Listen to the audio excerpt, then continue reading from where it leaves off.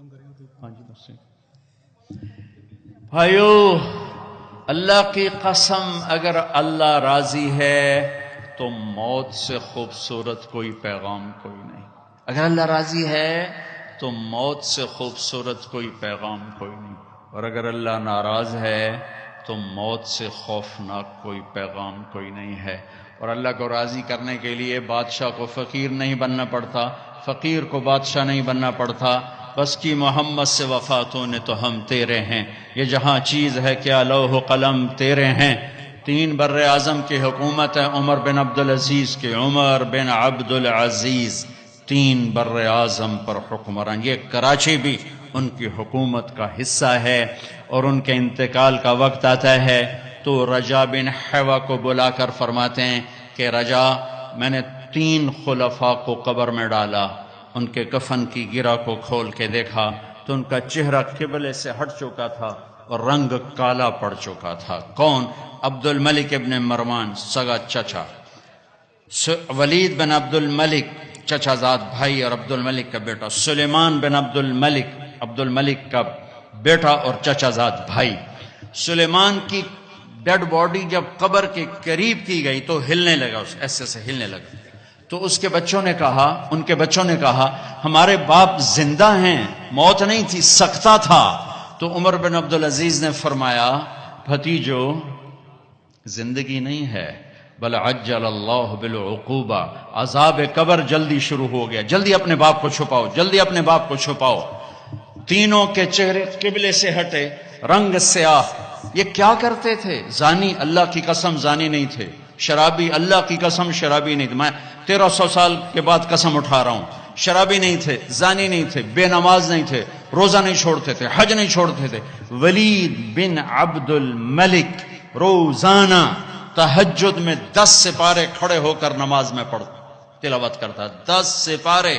آج بڑے سے بڑا عبادت گزار نہیں کرتا ہے، وہ نماز میں، تہجد کی نماز میں 10 پارے پڑھتا تھا اور چہرہ قبلے سے ہٹ کے سیاہ ہو چکا تھا۔ ان کا ایک اجتماعی جرم تھا، وہ ظلم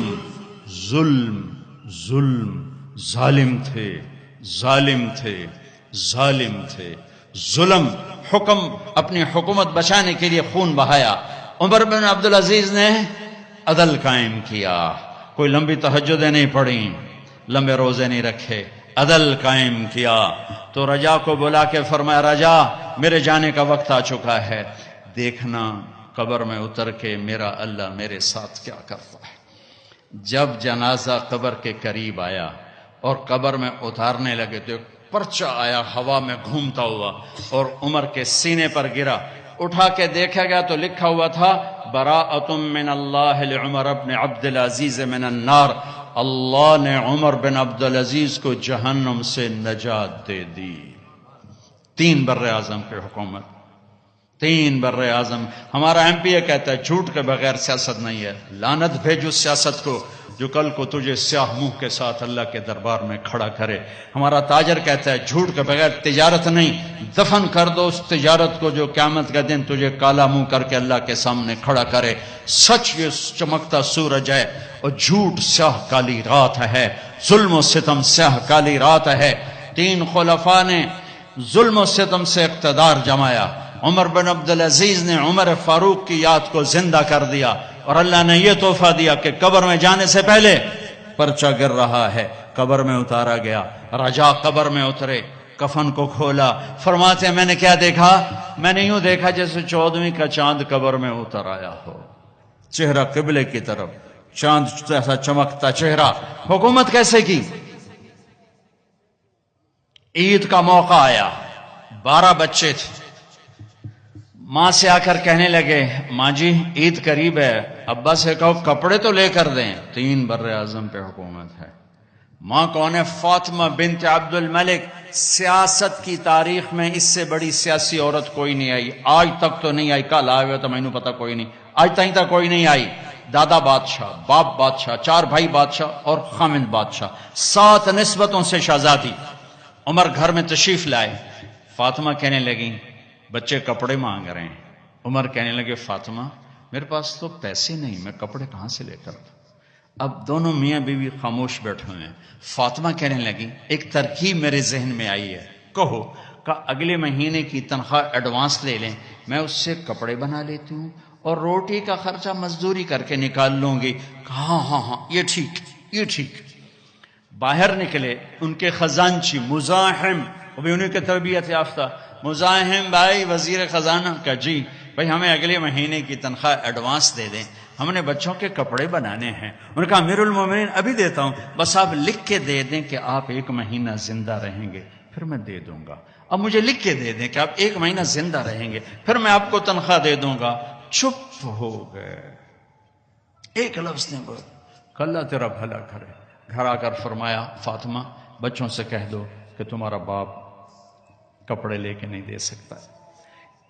جیسی حکومت بنو امیہ نے کی ہے نا اسلام میں, ایسی کسی نے نہیں کی. دھڑلے والی, چاہے ظلم و ستم والی تھی, دھڑلے والی.